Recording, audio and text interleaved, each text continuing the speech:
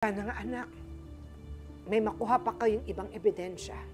Ni-report na rin naman po namin sa Immigration at sa DOJ si Tita Patricia eh. Kasi hindi po imposible yung sinasabi ni Renan na posibleng umalis siya ng bansa. Sana rin po masecure na namin yung Immigration Lookout Bulletin Order from the DOJ habang wala pa po kaming whole departure order. We just want to cover all possibilities. Mahirap na po eh. Sigurado ka ba na ayaw mo pang ipaalam ito sa tatay mo?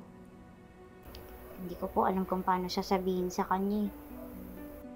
Pero Lilet, kailangan tong malaman ni Sir Ramir dahil asawa niya si Patricia.